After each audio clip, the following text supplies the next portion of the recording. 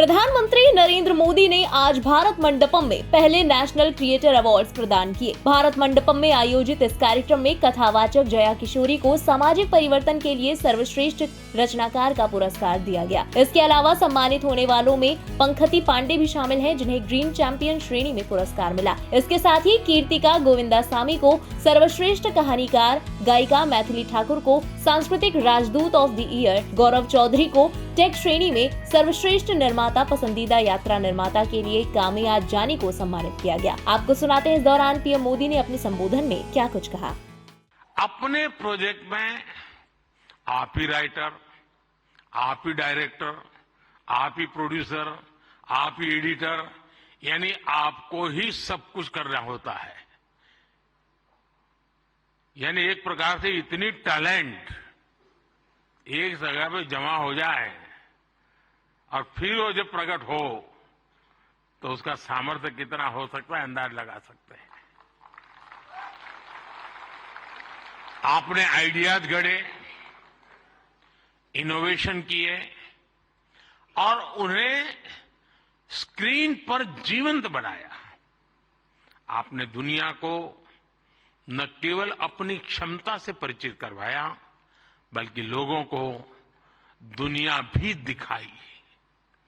आपने जो हिम्मत दिखाई, उसी के कारण आज आप सब यहां पहुंचे हैं और देश बड़ी आशा के साथ आपको देख रहा है। आपका कंटेंट आज पूरे भारत में जबरदस्त इंपैक्ट क्रिएट कर रहा है। आप एक तरह से इंटरनेट के एमवीपी,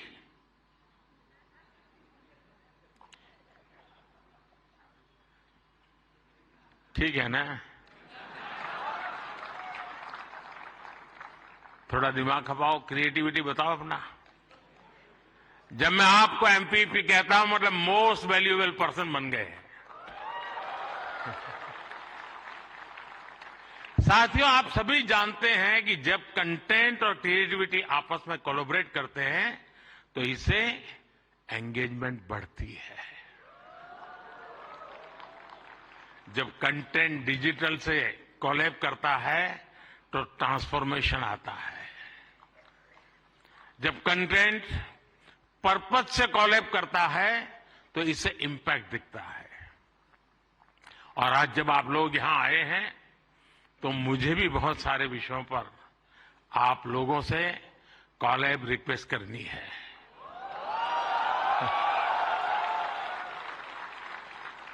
साथियों, एक जमाने में हम छोटी से छोटी दुकानों पर लिखा देखते थे कि यहां बहुत टेस्टी फूड मिलता है, ऐसा देखते थे ना। कोई भी कहे वहां क्यों खाना, तो बोले टेस्टी फूड है। लेकिन आज हम देखते हैं कि दुकान वाले लिखते हैं कि यहां हेल्दी फूड मिलता है।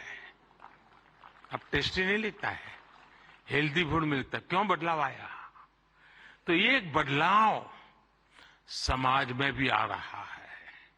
इसलिए कंटेंट ऐसा होना चाहिए जो लोगों में कृतज्ञ भाव जगाए, देश के प्रति आपके जो कर्तव्य हैं उनके लोगों को प्रेरित करें। और आपके कंटेंट का यही डायरेक्ट मैसेज हो, ये जरूरी नहीं है। आप कंटेंट क्रिएट करते हुए इसका ध्यान रखेंगे तो इनडायरेक्टली भी उसमें जरूर झलकेगा। आपको ध्यान होगा, लाल किले से मैंने बेटियों के अपमान का विषय उठाया था। एक बार मैंने ये भी कहा था कि आप बेटी शाम को घर आती है तो पूछते हैं क्यों देर से आई, कहां गई थी, क्यों जल्दी घर नहीं आई। मैंने लाल किले से पूछा था कि मुझे कोई तो माँ बाप बताओ जो अपने बेटे को पूछते हो कि तुम देर से क्यों आ रहे हो, कहां गए थे। बेटी को सब पूछते हैं, बेटे को कोई नहीं पूछता है। मैं कंटेंट क्रिएटर से कहता हूं, इस बात को आगे कैसे बढ़ाएं, एक माहौल कैसे बनाएं। समान जिम्मेवारी होनी चाहिए। बेटी देर से आए तो भूकंप हो जाए और बेटा देर से आए, बेटा खाना तो खाया था ना? क्यों भाई? कहने का मेरा मतलब है साथियों कि हमने समाज के साथ जुड़ना है और इस भावना को घर घर पहुंचाने में आप जैसे साथी बहुत अच्छे ढंग से इसको कर सकते हैं। देखिए, आज महिला दिवस पर आप इस संकल्प को फिर दोहरा सकते हैं। हमारे देश की नारी शक्ति का सामर्थ्य कितना ज्यादा है, वो भी आपके कंटेंट का हिस्सा, प्रमुख हिस्सा हो सकता है। मैं जरूर दावे से कहता हूं जी, आप में से कोई थोड़ा क्रिएटिव माइंड के साथ सुबह से रात तक मां क्या करती है उसी को थोड़ा रिकॉर्ड करके उसको एडिट करके रखें। देखने वाले उस परिवार के बच्चे चौंक जाएंगे, अच्छा मां इतना काम करती है। एक साथ करती है, यानी आपके पास एक ताकत है, आप इसको ऐसे प्रस्तुत कर सकते हैं। उसी प्रकार से जैसे गांव की जो जिंदगी है, आपने देखा होगा इकोनॉमिक एक्टिविटी में गांव की महिलाएं बहुत बड़ी मात्रा में जुड़ी हुई थी। ये वेस्टर्न लोगों की जो सोच है ना कि भारत में वर्किंग वुमेन नहीं है, अरे भाई वर्किंग वुमेन छोड़, भारत में महिला है तभी तो संसार चल पा रहा है जी।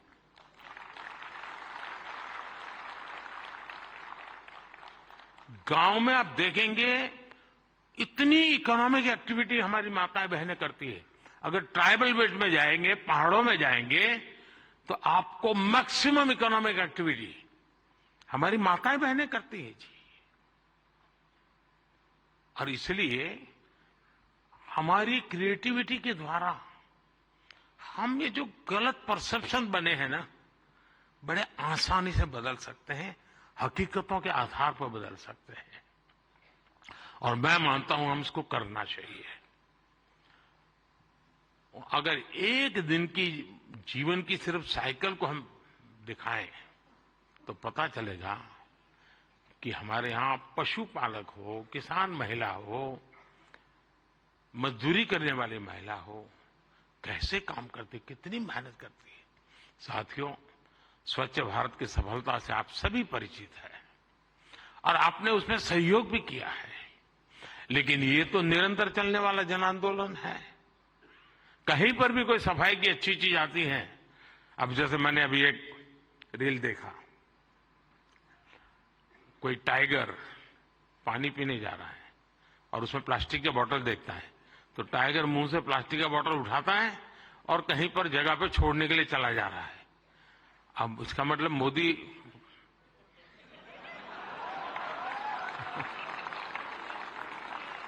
किस किस से बात पहुंचाता है, समझ गए ना?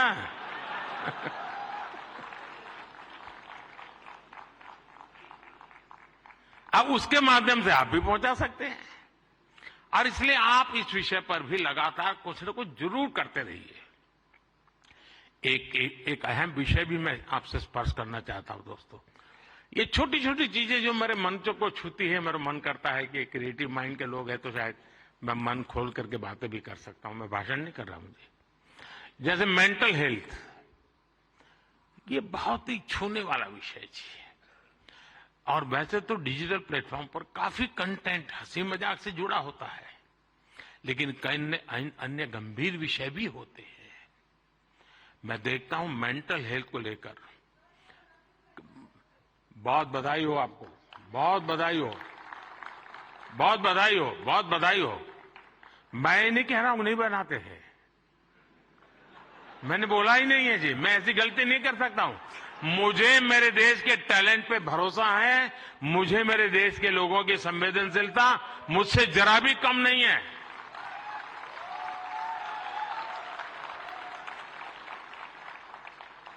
लेकिन ये ऐसे, और जो लोग इस प्रकार से सोचते हैं वो ज्यादा क्रिएटिव है, ऐसा मैं कह सकता हूं। क्योंकि मेंटल हेल्थ को लेकर काफी क्रिएटर्स बहुत अच्छा काम कर भी रहे हैं, लेकिन अभी हमें इस पर और ज्यादा काम करने की जरूरत है।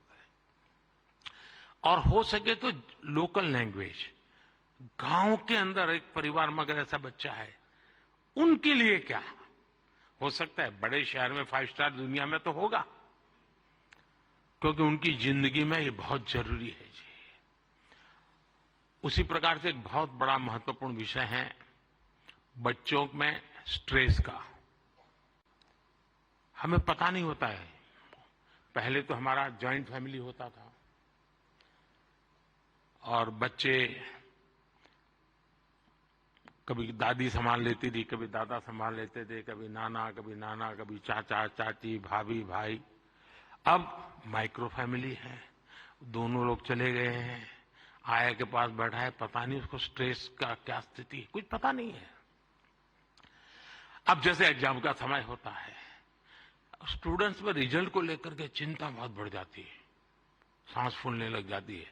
रिजल्ट आने वाला, फोन पर दोस्तों तो कह रहे जैसे रिजल्ट अभी आ गया हो, लेकिन धीरे धीरे धीरे पारा गर्म हो जाता है। मैंने कोई 12-15 साल पहले एक छोटी सी फिल्म देखी थी। उस जमाने में तो उतना वीडियो कोई पॉपुलर नहीं था, लेकिन मेरी ये रुचि है जानना, समझना, सीखना।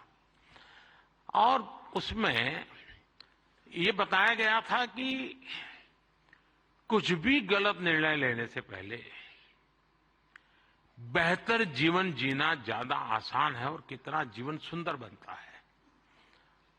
और उस बच्चे को एग्जाम देनी होती थी, उसको लगता है ये सब मैं नहीं कर पाऊंगा, तो आत्महत्या करने के लिए सोचता है। शायद उसके जो क्रिएटर होंगे उसको याद आ जाएगा, मुझे पूरा याद नहीं, क्योंकि मैंने 15-16 साल पहले इसको, 20 साल हो गए होंगे। तो उसको मन करता है कि मैं रस्से से टांग करके जान दे दूं, तो रस्सा खरीदने जाता है। तो वो उसे पूछता है कितने फीट चाहिए लंबा, तो वो सोचता है फीट क्या होता है, तो जाके पढ़ाई करता है, फीट ऐसे होता है। फिर वो कहता है उसको वो हुक चाहिए, तो लोहे का चाहिए, कैसा चाहिए, उसकी पढ़ाई का। फिर उसके ध्यान में आता है यार मरने से ज्यादा तो पढ़ना सरल है। बहुत ही अच्छी फिल्म बनाई है उसने, हार्डली 7-8 मिनट की होगी। लेकिन जब मैंने उसको देखा, और वो ये जो आत्महत्या करने का मूड बन जाता है बच्चों का, छोटी सी चीज है लेकिन उसके जिंदगी को एक नई राह दिखा देती है। अब आप भी जानते हैं मैं परीक्षा पे चर्चा का कार्यक्रम करता हूं। आपको लगता है कोई लोगों को मजाक उड़ेगा क्या यार के प्राइम मिनिस्टर है, बच्चों के साथ परीक्षा पे चर्चा करता रहता है, फालतू समय का। मैं जानता हूं दोस्तों, मैं कोई सरकारी सर्कुलर निकाल करके बच्चों की जिंदगी नहीं बना सकता। मुझे उनके साथ जुड़ना पड़ेगा, उनको जानना पड़ेगा, जी जान से जुटना पड़ेगा। और उस समय यानी बारिश के बाद अगर मैं खेत में काम करूं तो काम का है, परीक्षा के दिनों में उसकी बड़ी ताकत होती है। और इसलिए मैं हर साल रेगुलरली ये कार्यक्रम करता हूं, क्योंकि मेरे मन में यही होता है कि इन बच्चों के साथ में कुछ बातें करूं, खुल करके बातें करूं। हो सकता है किसी को एक आध चीज काम आ जाए, उनके मन को छू जाए, उनका हाथ पकड़े, उनकी हैंड होल्डिंग करे, उनके माँ बाप को लगे, टीचर को लगे। साथियों ये सारे काम मैं तो रील बनाने के लिए समय नहीं निकाल सकता, तो मैं ऐसे काम कर लेता हूं, लेकिन आप तो वो भी कर सकते हैं जी। क्या हम ऐसा कंटेंट और ज्यादा बना सकते हैं जो यूथ में ड्रग्स के नेगेटिव इफेक्ट्स को लेकर अवेयरनेस लाए?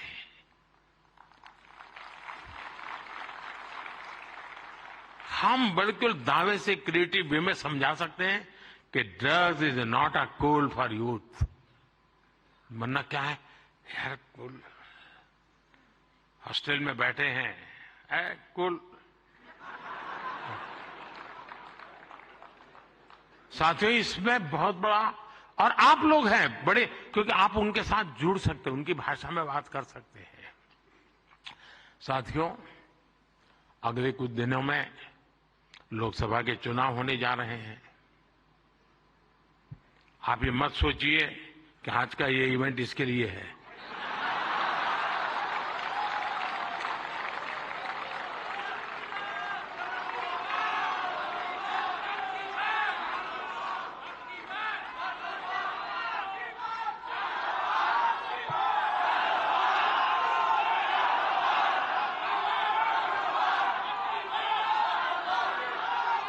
और मैं आपको गारंटी देता हूं कि हो सका तो नेक्स्ट शिवरात्रि पर भी, या तो डेट कोई और हो सकती है, या ऐसा कार्यक्रम मैं ही करूंगा।